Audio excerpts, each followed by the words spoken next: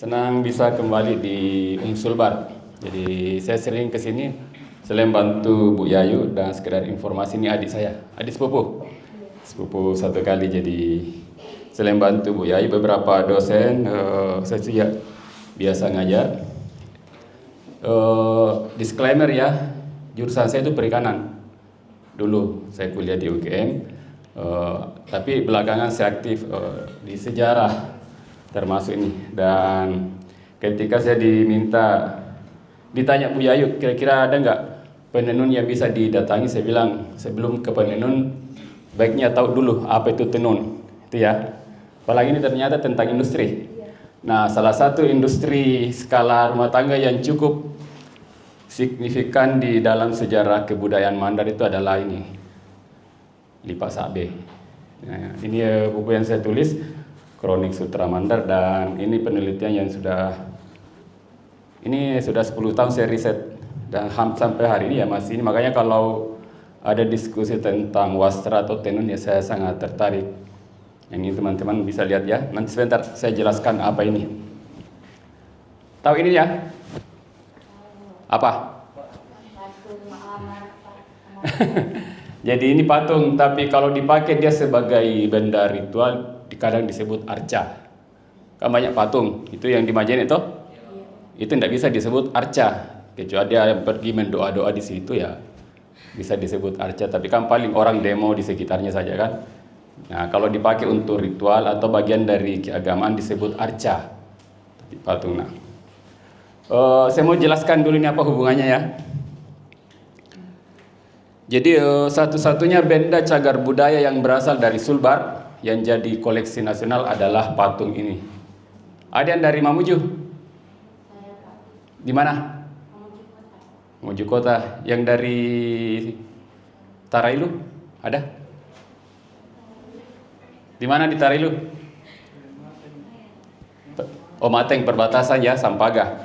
Jadi teman-teman, ada patung ini yang ditemukan di daerah Sampaga di Mamuju, di perbatasan Mamuju Tengah dengan Mamuju. Ini ya, ini Tarailu di sini, terus Sampaga ya kira-kira di sini lokasinya kalau kita lihat peta Sulawesi. Ini Sampaga. Nah, ini kira-kira nenek moyang kita ya 100 tahun lalu dari Sampaga ya. Kira-kira ini, ya beginilah kostumnya. Pakai apa? Ada sarungnya ya. Oke. Lalu di tahun 30-an ada berita. Ini koran Belanda, berbahasa Belanda ya, tentang penemuan patung di daerah Sampaga oleh seorang guru dari Majene. Nah, saya tidak pintar bahasa Belanda, pakai Google Translate ya ini. Tahun 33. Mungkin patung ini tetap akan ada di situ seandainya tidak ada Abdul Maula seorang pengawas sekolah dari Majene. Penemuan itu menarik perhatian Gubernur Sulawesi di Makassar. Nah, singkat cerita, ini saya tahun 2020 saya naik sepeda ke situ di daerah Sampaga. Ternyata ini patung menurut riset dibuat di India abad kedua atau ketiga Masehi. Berapa tahun lalu itu? Kalau dibuat abad kedua, abad ketiga. Sekarang tahun berapa? 2025. Kalau tahun 1 Masehi tahun berapa itu? Ya 1 Masehi ya. Pas hari lahirnya Nabi Isa kalau di kepercayaan Kristus, Yesus ya. Jadi mulai tanggal 1 tahun 1 itu adalah itu pas lahir Isa, Yesus. Nah, menurut penelitian ini patung dibuat di India antara abad kedua ke 4 Masehi. Jadi kira-kira kurang lebih 2000 tahun lalu dibuat.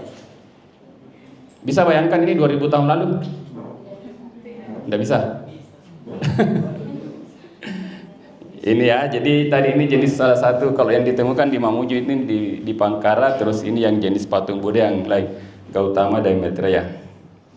Ini nanti saya masuk ya, nanti kok bertanya-tanya tentang cerita patung, padahal kita tentang ini tenunan. Nah, ini diperkirakan dibuat di India ini antara abad ke-2 sampai ke-7 Masehi.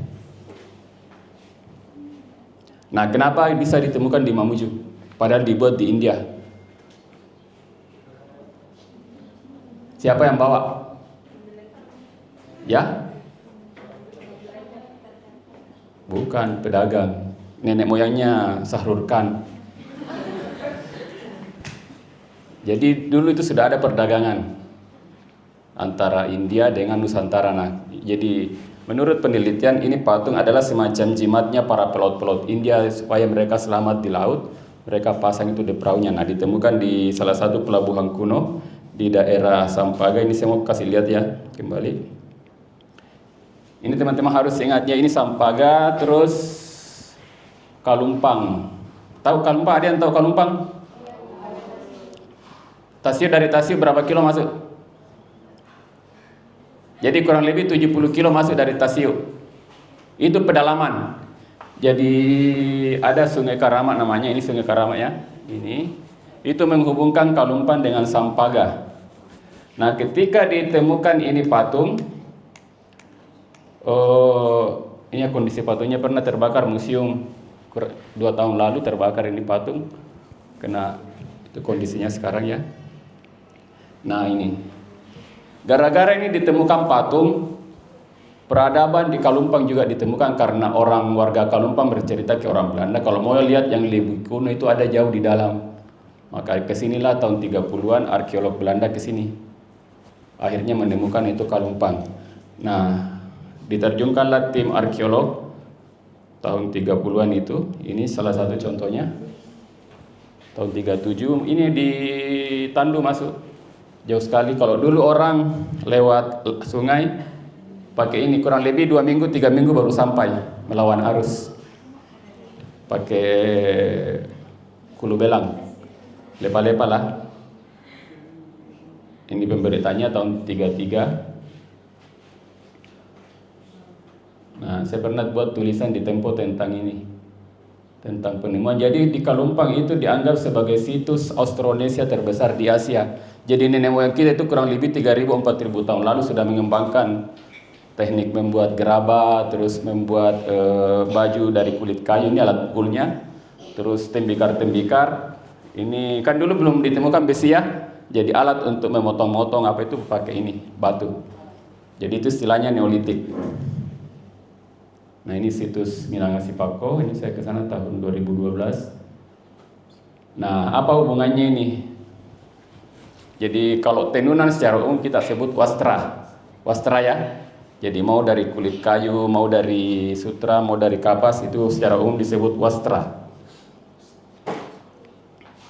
Jadi ini deskripsi tentang patung Singkendeng ya. Tangan kirinya memegang pakaian tipis, berbit teratur. Artinya di patung ini dia pakai kain, itu ya. Jadi ada wastra di situ. Ini. Nah, teman-teman, di tempat kita itu misalnya di Sulawesi itu ada 2 industri tekstil, bahan baku industri tekstil yang kita gunakan, dan tidak ada yang asli di sini. Sutra dari Cina, kapas dari India, itu ya. Buktinya apa?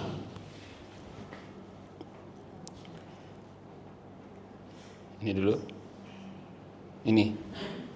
Apa bahasa Bugisnya kapas? Bahasa Makassarnya kapas, bahasa Mandar kapas. Nah, kapas itu berasal dari bahasa Sanskerta karpasa. Jadi produk tekstil ini dari serat kapas biasa disebut sebagai katun. Kalau di bahasa Arabnya kutun, diserap menjadi bahasa Inggris cotton. Indonesia katun. Itu ya. Ini. Jadi mulai digunakan dalam industri tekstil 7.000 tahun yang lalu. Saya kembali dulu. Nah, kita di Sulawesi Barat ini pertemuan banyak peradaban. Sutra dari Cina, kapas dari India, kita tenun. Terus di sini ada besi dari Luwu ya. Orang Jawa datang ke sini ambil untuk dibuat keris karena di Jawa tidak ada besi. Mereka ambil besi dari Sulawesi. Tahu arti kata Sulawesi? Sula Wesi. Itu berasal dari kata Salok, sungai, Wesi, besi. Jadi Sulawesi artinya itu sungai besi. Jadi orang dulu datang ke Sulawesi, orang India, orang Jawa datang ke sini untuk ambil besi. Dibuat apa besi? Untuk berkebun, bertani sama perang. Jadi siapa yang menguasai ini besi, dia akan menguasai dunia. Dalam arti, ya kan kalau mau berkebun ada nggak pakai tangan tebang pohon? Nggak ada toh? Atau gali tanah kan pasti pakai soro. Jadi itu bahan besi. Mau berkelahi juga pakai besi, pakai keris, pakai parang. Jadi sumber daya besi. Nah, itu terjadi pertukaran. Orang datang ambil besi, terus dia bawa tekstil, orang sini tenun baru dijual. Lalu ambil rempah juga. Kira-kira itu yang ini terjadi. Jadi ini industri di ratusan tahun lalu. Jadi di atas perahu itu kan dulu belum ada kapal pelni ya, belum ada pesawat. Jadi di atas perahu ada ideologi, ada agama, ada rempah, ada besi, dan ada tenunan. Nah, kaitannya ini Sekomandi. Jadi ini ada buku. Di dalam buku itu ditulis. Coba ada yang bisa baca nih? Saya. Ya coba. Sekomandi. Ya. Dua bilah bambu, benang warna-warni, desain tenunan ikat tertua Stop. di dunia. Tenun pola motif ikat tertua di dunia. Ada yang bisa membayangkan? Motif ikat, tenun ikat tertua di dunia. Itu berada di Kalumpang. Kan motif itu artinya motif ya, kan ini motif kota-kota, motif apa ya, motif Jokowi apa semua. Nah, untuk motif tenun ikat tertua di dunia itu ditemukan di Kalumpang. Nah, kenapa disebut tenun ikat? Nanti saya kasih lihat ya. Jadi itu namanya beberapa motif, ada Sekomandi, ada Babadiata tadi, tapi secara generik diistilahkan Sekomandi. Nah, ini ya tertua di dunia. Terus kapas tadi. Nah, pernah pelaut orang Eropa datang, penduduk Sulawesi sangat terampil menenun kain. Umumnya kain kapas bergaya kambai, sejenis kain kapas berkotak-kotak yang mula-mula diimpor dari kota Cambai, Kambat, di pesisir Gujarat, India Barat. Coraknya serupa dengan corak kain palekat yang berasal dari nama kota Pulikat di pesisir Coromandel, India Tenggara, yang mereka ekspor ke Nusantara. Pernah dengar istilah sarung palekat, cap gajah duduk? Atau lipak paleka? Pernah ya? Itu berasal dari nama tempat di India, namanya Pulikat. Karena daerah Pulikat dulu ini yang banyak menghasilkan tenunan yang kotak-kotak. Nah, kemudian kita adopsi di Mandar seperti ini ya, umumnya kan banyak kotak-kotak ya. Jadi ini diadopsi dari India. Jadi misalnya sarung sutra ini bahannya dari mana? Awalnya tadi dari Cina. Motifnya dari ditenun oleh orang Sulawesi. Ya, gitu ya. Nah, ini pakaian tradisional orang Kalumpang. Ini baju bay, namanya ini kerang-kerang. Ini ada tenunan ya. Gitu ya.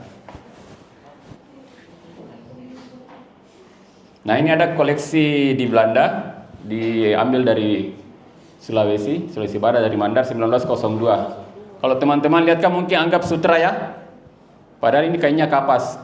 Jadi sebenarnya dulu orang-orang Mandar itu sebelum sutra masuk abad ke-16 itu menenun memperbahankan kapas. Nah, belakangan ketika lebih mahal harganya ditenunlah yang berbahan sutra. Nah, ini pakaian orang Kalumpang dulu. Nah, ini mahal sekali, ini di ratusan juta. Ini ada di Belanda juga. Ini salah satu motif tertua di dunia. Ini juga koleksi dari Kalumpang yang ada di Belanda. Nah, ini orang buat tenun ikat. Nah, kenapa disebut tenun ikat? Karena sebelum diwarnai itu diikat dulu, ditutupi. Kamu buat pola. Jadi yang tidak, misalnya dia mau warna dulu. Ini kan kuning ya.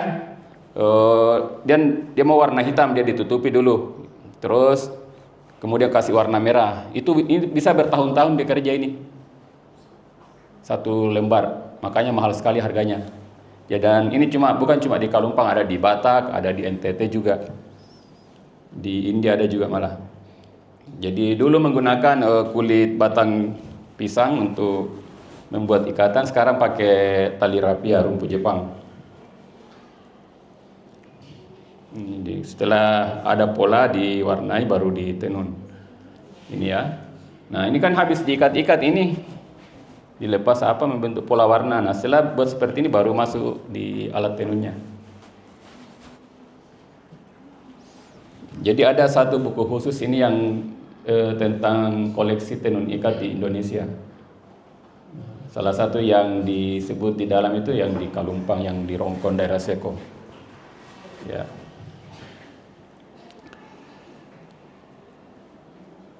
Nah, kenapa hubungannya ini antara rempah? Saya mau cerita dulu.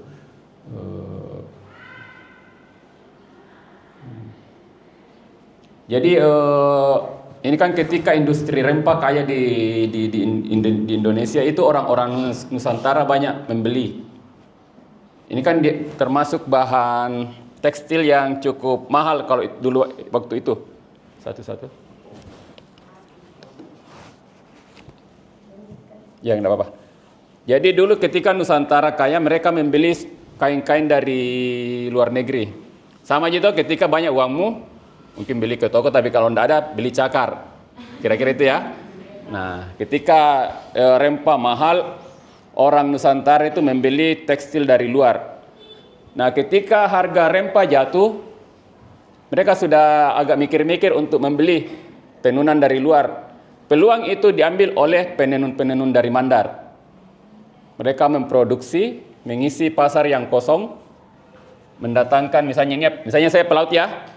Saya pergi ke Singapura, ke Tumasik, beli sutra dari Cina, saya bawa pulang ke Mandar, istri saya menenun. Setelah selesai ditenun, saya bawa ke Maluku, ke Padang untuk dijual. Dengan kualitas yang sama dengan tenunan dari India, tapi harga yang jauh lebih murah. Makanya teman-teman, kalau kita belajar tentang sejarah, misalnya Islam ya di Mandar, semua ulama-ulama di Mandar itu pasti ada hubungannya dengan sutra. Misalnya sekarang yang dari luar, kalau dikirimi uang orang tua pakai apa? Transfer. Dulu ada nggak transfer? Nggak ada ya? Jadi caranya adalah, misalnya, siapa nama tak? Haryadi, coba Haryadi. Ya. Ya, saya orang tuanya Haryadi ya. Nah, Haryadi sekolah menuntut ilmu di Padang, menghadap ke sana nih. Ya. Menuntut ilmu di Padang. Nah, saya seorang pelaut, saya seorang pedagang sutra. Nah, saya kirim misalnya saya kenalan, tolong kirimkan ini ke Haryadi yang sekarang sekolah di Padang. Maka saya kirim berkotak-kotak, berbal-bal sarung sutra, baru di sana Haryadi jual. Sebagian besar dia kirim uangnya kembali atau belikan benang, sebagian dia pakai untuk seko. Itu. Jadi Anang Guru Saleh, silakan duduk. Anang Guru Saleh, Imam Lapeo, Pukali di Tinambung, Balanipa, semua berdagang sarung sutra. Karena dia bagian industri dulu. Jadi itu tadi polanya. Jadi kita sudah punya tradisi menenun menggunakan kapas. Nah, ketika masuk orang Cina abad ke-15, ke-16 membawa sutra yang nilai ekonominya jauh lebih tinggi, orang Mandar, wanita Mandar banyak menenun. Nah, oleh para pelaut mendistribusikan itu ke seluruh Indonesia. Di buku ini saya tulis, ada yang tahu Hamka? Tahu Hamka? Yang tidak tahu Hamka siapa? Kasih tangannya.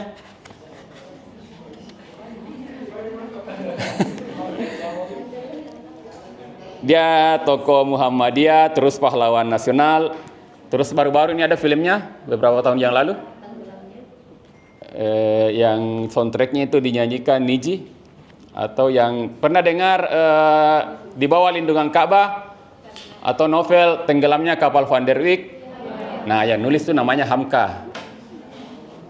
umur 23 tahun atau tahun 30-an sudah datang ke Majene meresmikan sekolah Muhammadiyah.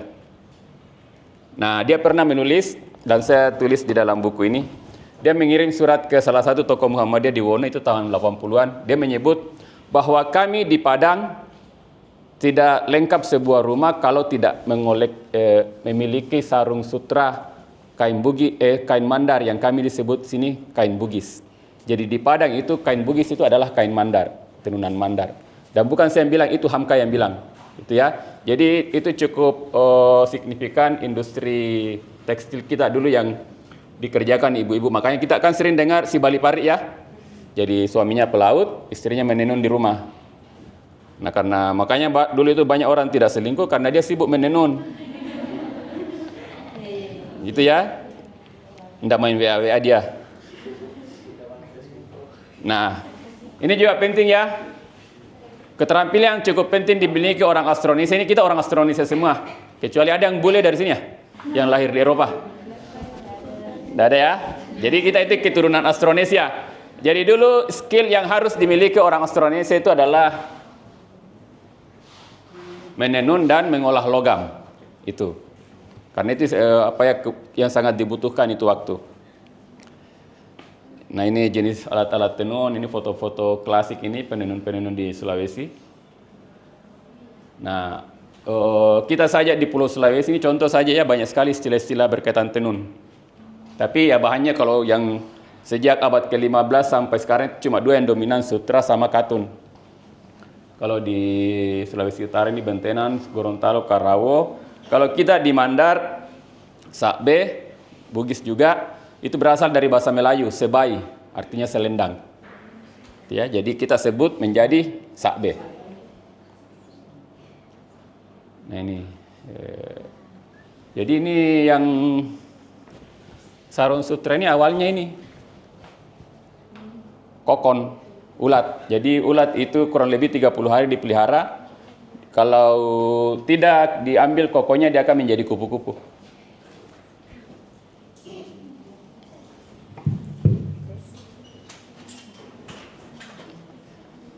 Kita di Mandar menyebut tes. Satu. Sabbe, Bugis sabbe. Nah ini di Sulawesi Utara, ini tenun ikat dia bahannya kapas. Karawo kalau yang sulam-sulam. Nambo di Banggai. Terus di Buton. Nah di Kajang yang hitam itu dari kapas juga. Tapi umumnya itu monoton, warnanya cuma warna hitam. Peleleng. Itu kenapa bisa warna hitam? Pakai ini daun indigo, daun nila. Kalau bahasa Mandanya tarung. Nah, ada tenun yang cukup klasik, bukan kapas, bukan sutra. Ada yang pernah makan buras atau gogos? Yang pakai ikat ini toh? Nah, kalau ini ditenun jadi ini namanya karoro. Mungkin yang sekarang taunya karoro itu pembungkus karung toh, karung beras, atau yang tenda biru. Kalau yang mau menikah tenda biru apa. Tapi karoro yang asli ini. Dan ini adalah bahan baku utama layar dulu. Kan dulu belum ada plastik. Seperti itu. Ini waktu saya berlayar ke Australia, kami pakai layar ini. Dan itu dipakai nenek moyang kita dulu. Abad ke-18 ke bawah itu pakai ini semua. Jadi ada referensi Belanda mengatakan penghasil utama karoro di Nusantara itu waktu adalah Buton dan Mandar. Tapi kalau mau yang terbaik dari kampung Nepo di Mandar, itu di daerah Mamapili. Jadi teman-teman bisa lihat ini sebentar. Ini karoro ya. Jadi ini ya benda cukup penting dalam peradaban kita. Sekarang ini kalau pesan harga satu lembar itu yang panjangnya 5 meter, lebar 50 cm itu 700.000 per lembar. Karena tidak ada yang buat lagi. Ini diambil dari pohon lanu. Pohon lanu itu bahasa Indonesianya itu gebang. Jadi biasa dibuat sehari-hari itu dibuat patuyuk buras sebelum ada rumpu jabato. Itu biasa tuyuk buras toh? Iya, Pak. Apa namanya? Papas. Kapas. Nah, sekarang pakai plastik, pakai rumput Jepang. Dulu itu bahan baku perahu ini. Nah, itu referensinya nih, yang saya bilang tadi. Ini terbit 1908. Di Mandar, Karoro paling banyak diperoleh dari tapalan, campalagian, tenunan buton umumnya lebih kecil daripada Mandar. Menurut pedagang, Karoro dibedakan menurut penguasanya halus sedang kasar. Jenis halus dari buton kebanyakan dibuat di Muna. Karoro terbaik datang dari Mandar, dibuat di Nepo, Campalagian. 1908 berarti sudah lebih 100 tahun toh. Jadi sejarah industri kita itu cukup panjang. Dan ini salah satu contohnya. Saya kira itu ya yang untuk sekedar pengantar ini. Nah, seperti saya bilang tadi, ini menjadi bagian penting. Ada yang tahu berapa harganya sekarang sarung kain lipas AB? Ya? 150, 700. Kenapa bisa beda? Ada yang tahu? Hah? Tergantung apa? Ya kan kain ini. Tergantung apa? Bahan. Yang mahal bahan apa? Coba, kenapa bisa mahal?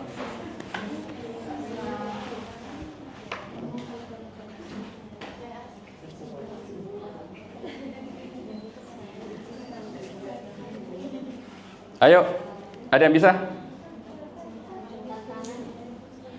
Coba pegang ini. Ini asli. Iya, kenapa disebut asli? Coba ada yang bisa asli itu apa? Ya. Kenapa disebut asli? Yang mana yang disebut palsu apa? Ada yang bisa? Masa lembe? Ya kenapa lembe?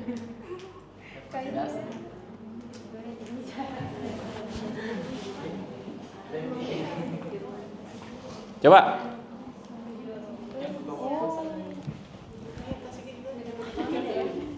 Ada yang bisa? Ada yang harga 150, ada yang 700. Itu berapa bedanya itu? 600.000 ya? Kenapa bisa? Padahal sama-sama lipas AB.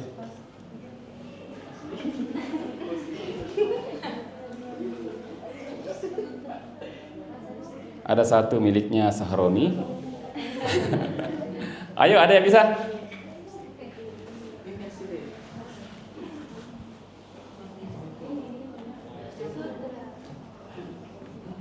Tidak ada ya, lepas semua. Nah, yang membedakan itu adalah bahan baku. Ada yang asli, ada yang tidak asli. Nah, apa yang asli? Yang berbahan dari ulat sutra.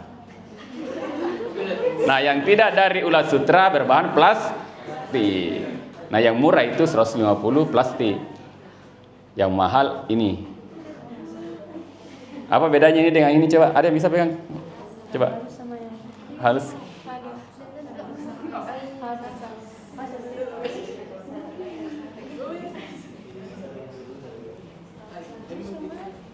Jadi teman-teman, ini dua asli semua. Satu sutranya dari Cina, satu sutranya dari Palis. Palis dari ini yang pegunungan. Sama-sama ulat. Nah, kenapa bisa? Itu Cina peradaban sutranya itu ribuan tahun. Artinya Manarasana itu sudah pintar sekali membuat benang. Makanya halus. Kita ini yang baru memulai tahun 60-an jadi kasar. Ini asli semua ini. Sutra asli semua. Tapi sutra dulu itu yang dari Cina halus-halus. Itu ya. Itu yang membedakan. Nah, sama juga ini bahannya juga. Nah, ini bahannya sintetis plastik. Harganya 150. Ya, bahannya ini motif salaka ya. Cuma ya ada yang buat selempang. Ini surat salaka, disebut salaka karena bahasa Mandarnya perak adalah salaka. Jadi ada warna perak di sini. Hanya disebut surat salaka. Nah, kenapa bisa beda? Ini sama-sama sutra asli nih. Ini karena sudah dicuci. Kalau yang misalnya baru diambil dari ulat seperti ini itu belum bisa ditenun. Harus dicuci dulu. Kalau bahasa Mandarnya disassa. Dan sassanya bukan rinso. Sassanya itu ini rahasianya tenunan Mandar. Mereka ambil ada itu namanya kelapa kayak perahu-perahu. kayak anunya, lopi-lopinya. Ada biasa juga dibuat di KR. Itu ya, dibakar, terus diambil abunya, ambil ember air, didiamkan 1 malam. Itu bagian yang jernih, diambil airnya, baru yang ini dimasak, masuk itu berjam-jam.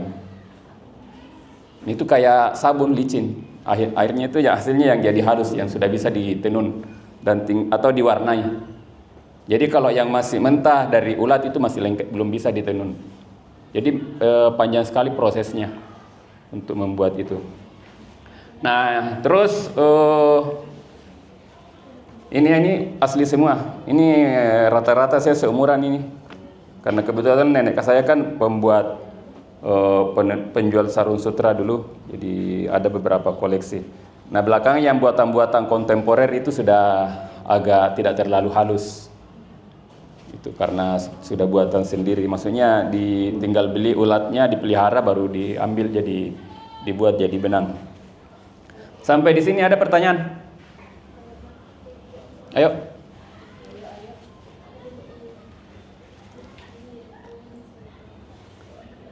Ada yang mau tanya?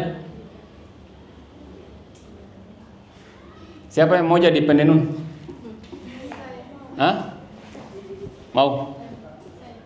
Mau atau yang pintar menenun siapa di sini? Hah? Jadi hampir semua dulu perempuan-perempuan Mandar, khususnya tinggal di pesisir, itu pintar menenun karena ya sering ditinggal suaminya. Nah, supaya bisa menghidupkan suaminya pergi berbulan-bulan ya, nggak bisa transfer, nggak bisa top up apa semua. Itu istri di rumah harus menghasilkan pendapatan sendiri. Nah, caranya itu dengan menenun. Nah, sekarang itu agak menyedihkan. Berapa tadi harga yang kita sebut? 150 ya? Dikerja 1 minggu. Itu 150 beli di pasar. Dijual oleh Papa Lele. Papa Lele beli di penenun kira-kira berapa? 100 toh? Oke. Sudah dapat untung Papa Lele 50 ribu. Penenun menjual ini 100 ribu. Dia kasih keluar bahan dulu, mas sumau itu artinya menyusun benang. Itu rata-rata orang bayar 20 ribu. 100 ribu kurang 20 tinggal 80. Beli benang lagi 10 ribu atau 20 ribu, sisa berapa? 10. Ada yang mau kerja 1 minggu 10 ribu per hari gajinya? Tidak mau. Nah, itu teman-teman, kalau beli sarung tidak usah tawar. Dan baiknya langsung ke penenun, beli harga 150 atau 200 ribu. Jangan langsung ke penenun, mau cari murahnya. Itu tadi, karena kasihan sekali itu. Jadi sebenarnya itu menenun sekarang asal ada dikerja, itu cukup piala gula ini 60 ribu paling cukup. Berapa liter gula itu? Atau beras berapa sekarang 1 kilo beras? 20 ribu ya 3. Jadi tidak menjanjikan. Makanya tidak ada yang mau kerja menenun itu. Kalau ada yang menenun sekarang itu karena tidak ada yang kerja sama sekali, daripada duduk-duduk di rumah ya menenun asal ada dikerja. Itu ya. Jadi itu nasib penenun sekarang. Kenapa bisa mahal kalau yang asli? Karena memang bahan bakunya lebih mahal, terus agak rumit kerjanya juga. Ini. Itu ya. Coba ada yang mau tanya, silakan. Ya. Baik Pak, terima kasih banyak sebelumnya atas kesempatan yang diberikan. Jadi sebenarnya perkenalkan Pak, saya Nasana Sisa, mahasiswa IPA tahun 2024. Ya. Nah tadi sempat dikatakan kalau motif tenun Sukamandi itu salah satu motif yang tertua di dunia. Nah sebenarnya lebih penasaran kasih Pak, kenapa bisa bagaimana awal mulanya, kenapa bisa dikau kalau memang motif tenun dari Sukamandi di Kalupang itu salah satu yang tertua di dunia. Dan kemarin sempat ke Manakara Fair yang ada pameran tenun Sukamandinya di sana Pak. Di museum? Di Malaya Pak. Oh ya Malaya Pak? Iya, yang di Manakara Fair itu bahkan ada yang sampai harga 200 juta karena memang lama tadi terus bahannya, terus ada juga yang salah satunya bahannya itu dari cabai pewarnanya Pak. Nah itu sebelumnya bisa Kak dijelaskan bagaimana, penasaran sekali Pak terkait tenun Sukamandi ini. Dan tadi itu ya, kenapa bisa didapatkan sebagai salah satu motif kait terjadi. Makasih Kak. Oke. Ada lagi yang lain supaya sekalian?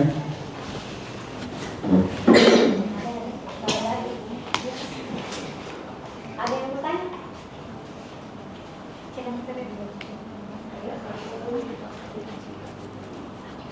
Karena belum ada, saya mau tanya. Ya, Bu dosen. Yang saya tanyakan itu yang ini tadi. Ini kan yang masih belum pidiran kan Ustaz? Iya. Nah ini kita butuh berapa ulat jadi yang seperti ini, dan biasa menghasilkan satu sarung itu dibutuhkan berapa? Oh ya.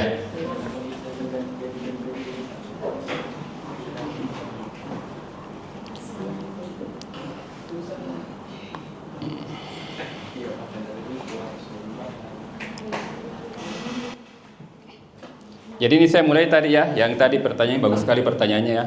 Jadi teman-teman, nenek moyang kita itu berasal dari Cina Selatan, dari Taiwan. Itu ada teori mengatakan out of Taiwan. Jadi kurang lebih 4.000 tahun yang lalu orang-orang Austronesia itu mulai bermigrasi lewat Filipina, lewat Kalimantan, ada yang lewat Kalimantan, ada yang lewat Sulawesi, terus sampai ke belahan dunia lain. Salah satu contohnya adalah kenapa bisa itu kita sama. Apa bahasa lokalnya anjing? Asu ya? Bahasa Jawanya asu, anjing apa? Asu juga. Di Filipina bahasa Mandarnya dayung apa? Dayung, dayung. Kalau bahasa Mandar? Bose ya? Filipina basei. Basei. Sama banyak, 5, api, itu kita satu nenek moyang. Nah, menurut ini penelitian arkeologi ya. Cuma saya tidak ada petanya ini. Makanya saya mulai dari sini tadi.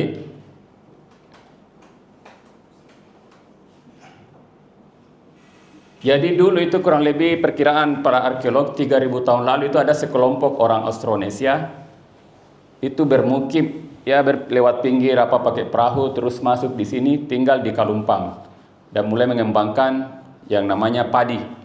Jadi salah satu pendapat mengatakan cikal bakal tanaman padi itu dari Kalumpang. Padi ya. Nah, terus lama-lama berkembang peradaban mengembangkan gerabah, terus ada juga emas apa semua. Ketika ditemukan besi sama emas mulai terkenal, datanglah pedagang-pedagang dari luar membawa tadi kapas ya dari India. Buktinya apa ya ini tadi patung ini,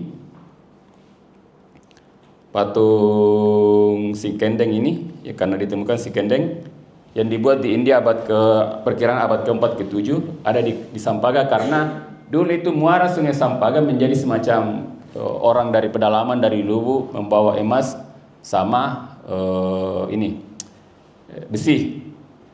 Nah, supaya orang tidak kedinginan dan bagian dari fashion apa? Fashion. Baju ya. Kan dulu belum ada pabrik.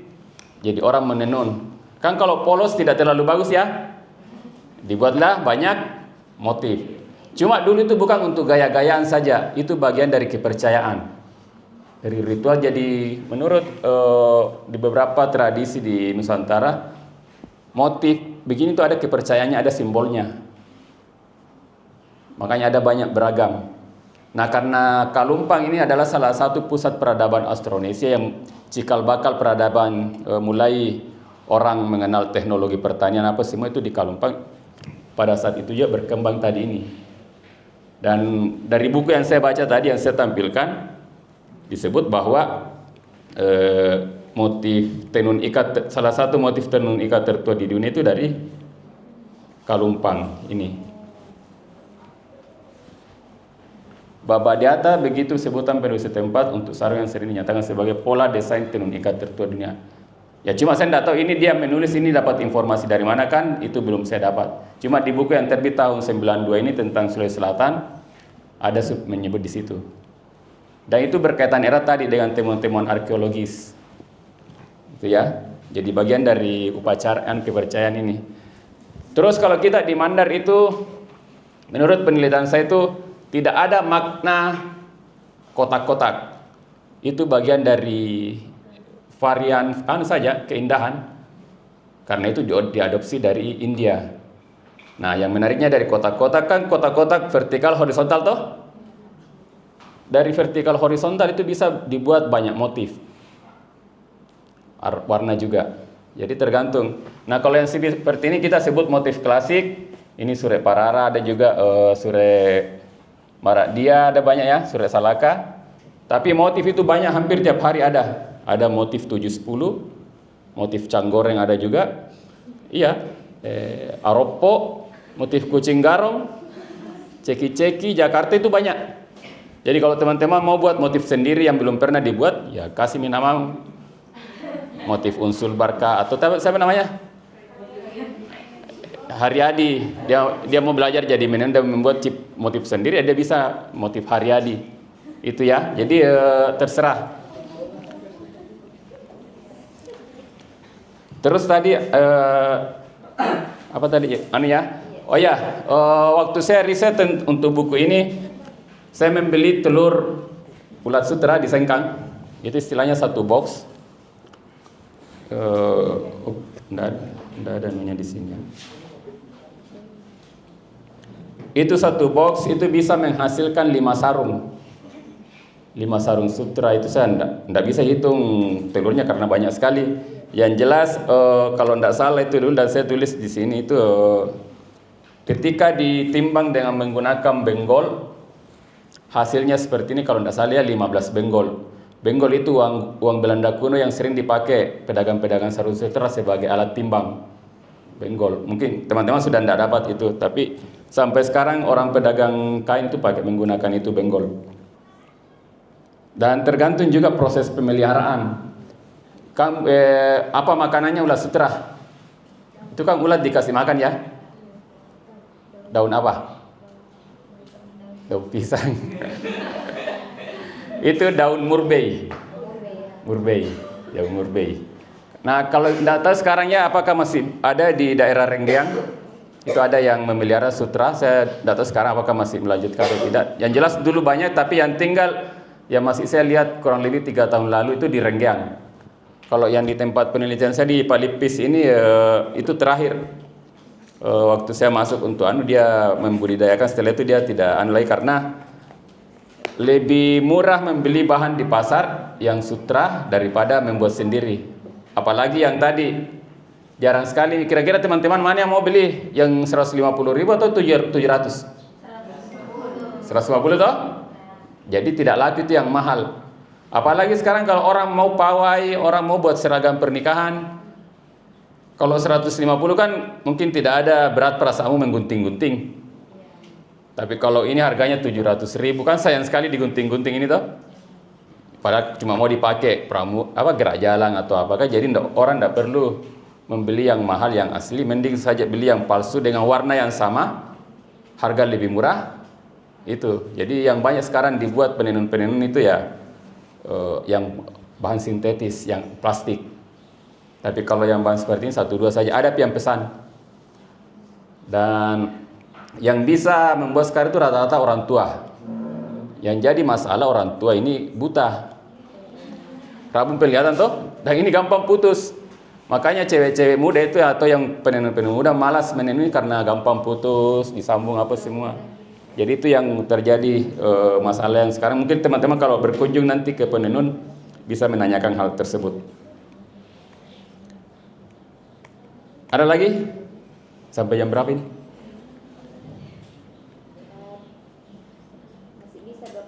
Ya, 20 menit. Silakan, masih ada? Ya, silakan Bu.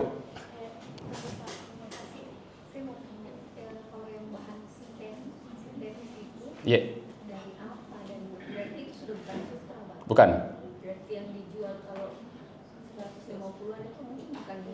Bukan sutra asli, bukan yang dari ulat. Nah, kenapa bisa murah Bu? Karena begini ya. Betapa repotnya kalau yang sutra. Warna apa ini? Putih ya. Saya mau buat warna ini. Ada berapa warna? Atau yang inilah yang paling gampang. Ada merah toh? Biru. saya harus memisahkan ini untuk memberi warna merah sama biru. Kan kadang tidak pas-pas ya, banyak lebihnya. Nah kalau sintetis Bu, tinggal saya ke pasar beli merah secukupnya, beli biru secukupnya. Tidak perlu direpotkan lagi mewarnai. Mewarnai itu repot, bukan main, itu diambil serbuk pewarna, dimasak, dicuci beberapa kali. Ada sisa, tidak cukup juga dibuat satu sarung, ditunggu nanti ada pesanan lagi baru buat. Beda kalau itu Bu, sintetis. Kadang ada yang langsung beli banyak, ya kan tinggal diambil di gulungan. Atau yang cuma pas-pasan, wanya tinggal beli di pasar secukupnya, ini begitu. Jadi tidak perlu direpotkan lagi. Cuma yang itu tadi, tidak manusiawi itu harganya. 50.000 satu minggu dikerja. Berapa harga datamu pulsa? Jadi itu tadi persoalan yang dihadapi penenun sekarang. Ada lagi yang lain? Iya. Yang saya tahu itu ada harga 110, 350. Yang sutra asli itu di kisaran berapa sebenarnya di penjualan? Rata-rata 400-500. Nah kalau sudah 700 itu Bu, papalele kesekian. Atau papalelenya rakus sekali nih. Jadi apa ciri-cirinya itu yang bisa kita bedakan? Oh ini asli. Itu tadi. Sama sih Pak, memang agak. Kalau yang itu memang agak bisa dibedakan Bu. Apalagi kalau yang sutra dari Cina ya.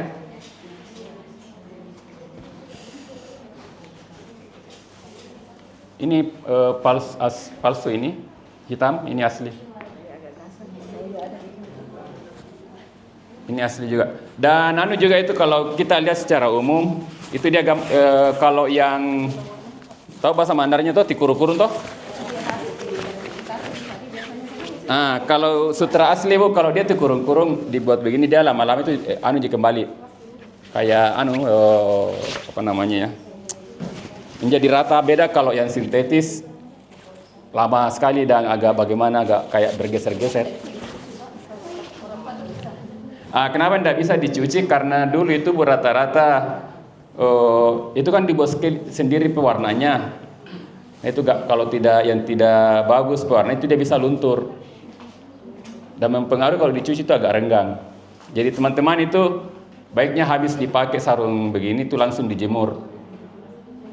Dan cara jemurnya itu ya dipakai bambu digantung dengan kelapa atau batu ya. Karena tidak bisa disetrika juga. Bisa disetrika tapi hati-hati jangan sampai langsung panas sekali. Itu. Dan kalau misalnya kena noda, itu biasa orang pakai daun belimbing. Apa bahasa Mandarin belimbing? Buriang. Itu digosok-gosok. Itu ya. Tapi kalau mau pakai yang cuci sintetis yang kimia, orang biasa pakai sampo. Jangan pakai yang kuat kayak rinso atau apa, itu bisa Bu. Tapi kalau yang sintetis itu enggak apa-apa dicuci. Iya kalau sintetis.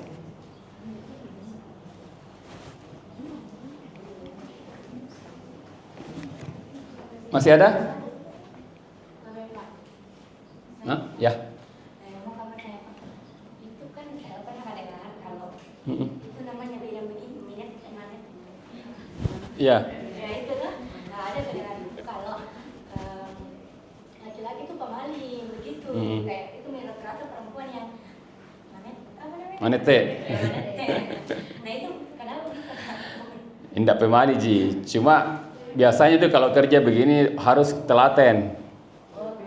Dan secara fisiologis pinggulnya laki-laki itu rata, toh beda perempuan. Nah itu alat tenun, ada itu alat sangganya di situ. Kalau toh manete ndak sabaran itu ya. Kecuali kalau yang melambai mau, ini ndak apa-apa juga. Jadi itu ndak. Kalau saya ndak pemali. Cuma tidak umum. Dan itu karena identik perempuan dianggap bencong ini apa begitu Ji. Tapi kalau di pemali itu ndak. Itu Pak, kira karena dia jelas di balik pagi dengan kata. Iya. Kira karena itu alasannya. Enggak Ji. Ya kan ini kalau yang kerja-kerja, kecuali kalau istrinya mau pergi melaut, suaminya menenun ya bisa. Jadi itu tadi karena pola kerja dulu itu yang kasar-kasar, terus pergi jauh-jauh itu kan laki-laki ya. Perempuan di rumah jaga anak karena dia kerja domestik, terus kerja publik juga, yaitu dia menenun. Tapi sejauh yang saya anu itu ndak anu Ji. Karena kebetulan saya riset juga tentang mistik di Mandar berkaitan pemali, itu tidak anu. Cuma ya orang sini bilang pemali, padahal itu untuk menakut-nakuti, jangan sampai anaknya bencong begitu. Itu ya.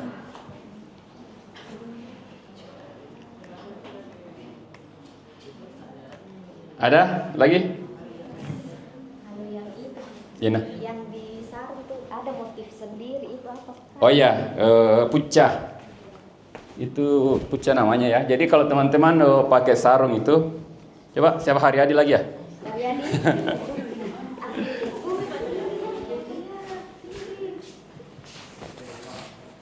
Nah coba kasih bentangkan ini. Kelihatan ya, ada yang bisa lihat perbedaan pola. Coba rentangkan di sini ada dia. Coba ya.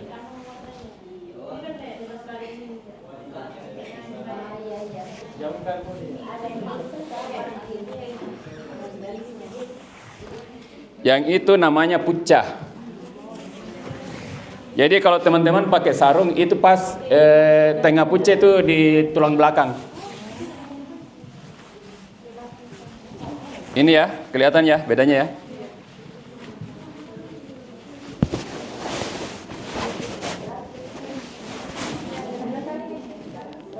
Itu ya. Jadi bisa kelihatan itu orang yang tidak tahu pakai sarung dengan tahu. Kalau kita pucahnya ini ya, barusan pakai sarung ini.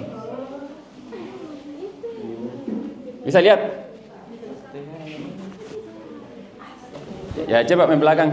Jadi kira-kira posisi mana nih? Coba pegang aja. Tarik sedikit. Ya ini pas tulang belakangnya nih. Ini ya. Jadi bukan cuma Sutra Mandar, Lipa, beli Kajadudu, Wadimor, ada juga.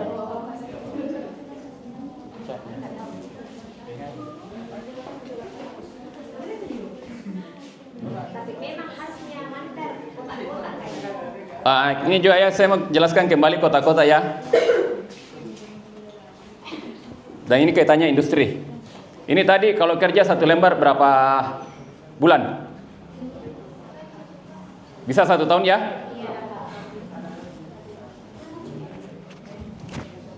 Ini 1 minggu.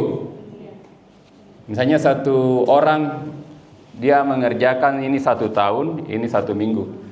Kalau dikerja tiap minggu lah dia menghasilkan 1 sarung, kira-kira berapa?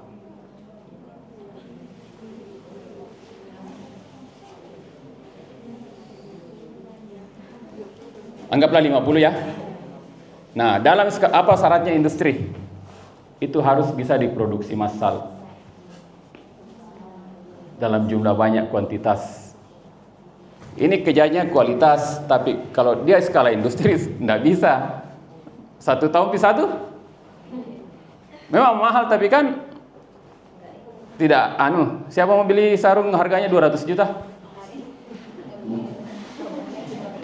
Itu baru mau 200 juta kalau betul-betul misalnya kepercayaan tertentu harus pakai itu membungkus mayat ibunya, ya terpaksa dibeli.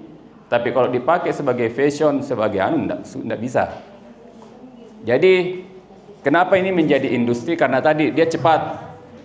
Kan tidak rumit ya kota-kotanya tuh. Asal ditahu, kan ini membuat sarung itu paling di Sumau, terus kalau lihat menenun nanti ya paling begitu lempar-lempar begitu-begitu Ji. Tapi kalau ini lama sekali. Diikat dulu, di warnanya apa semua, dan teman-teman menenun itu 1 minggu 2 minggu bisa dibuat. Tapi kalau seperti ini itu butuh bertahun-tahun untuk mempelajari teknik ikatnya. Jadi misalnya dia mau kasih warna ini kan warna kuning tuh, ada warna kuningnya tuh. Dia ikat dulu itu supaya tidak dikena tinta. Begitu. Kan agak susah nih membayangkan bagaimana kasih warna ya, padahal dari teknik ikat direndam, dilepas lagi ikatannya, diikat lagi, direndam lagi, kasih. Misalnya kalau mau warna merah ya warna tadi lombok ya, atau direndam di tanah seperti itu. Jadi itu kenapa bisa kotak-kotak, karena dengan kotak-kotak itu cuma vertikal horizontal bisa membuat ratusan motif. Kan beda-beda, mungkin dia suka warna ini, tapi polanya kan cuma kotak-kotak ya. Ini ada berapa sarung di sini? Dari kotak-kotak saja sudah sekian. Itu, jadi itu syarat ini karena teman-teman belajar industri, yaitu tadi syarat industri itu bisa dibuat dalam jumlah banyak. Dan harus cepat karena orang buat banyak. Ini misalnya anggaplah 30 orang di sini. Masa saya buat sarung saya 30 tahun baru dapat semua tuh? Tapi kalau 30 tahun misalnya cuma saya bisa menenun, dalam 1 tahun saya bisa memenuhi semua. Punya semua, tapi kalau ini 30 tahun baru punya semua. Itu. Gimana, ada lagi? Nggak adanya? Nah, kalau yang tanya tadi, berapa tanya tadi yang mahasiswa? 1, jadi ya 1 saya kasih buku. Jadi saya kasih buku saya yang Kronik Sutra Mandar ini. Tepuk tangan yang bertanya.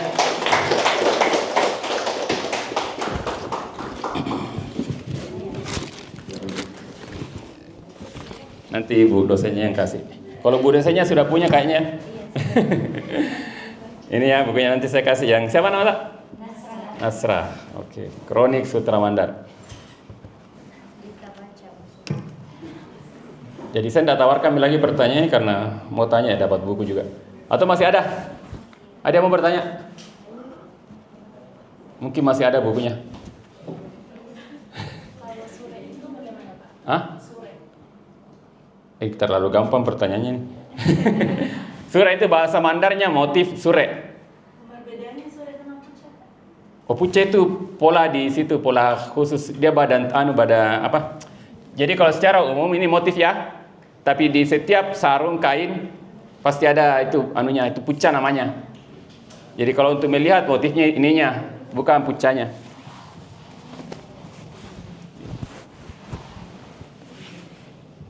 Ini pucanya ya.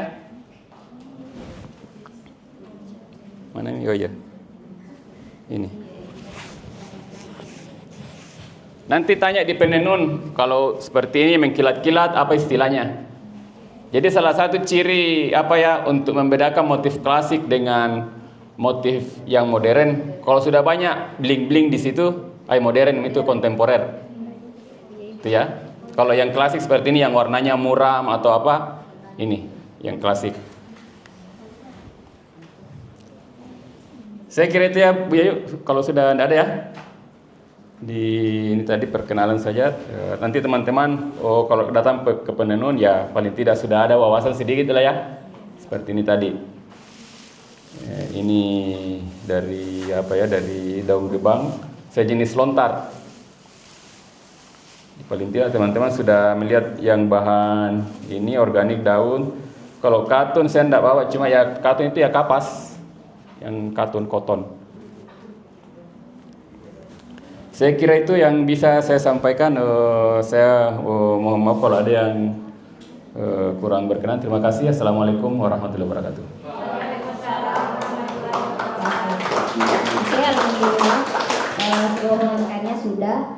Mungkin ini Pak ada pemberian ini juga buat yang tadi penanya. Ada souvenir dari kami sebagai dosen prodi. Sama mungkin kasih tamu yang ini tadi kamu.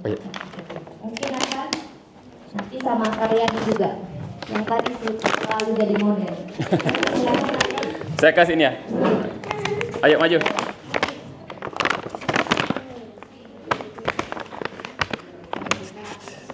Tahun 2004 semua ini? Oh 2005.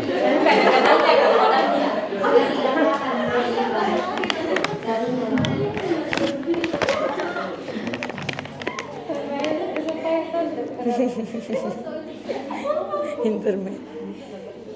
1, 2, 3 lagi. Sekarang Karyani juga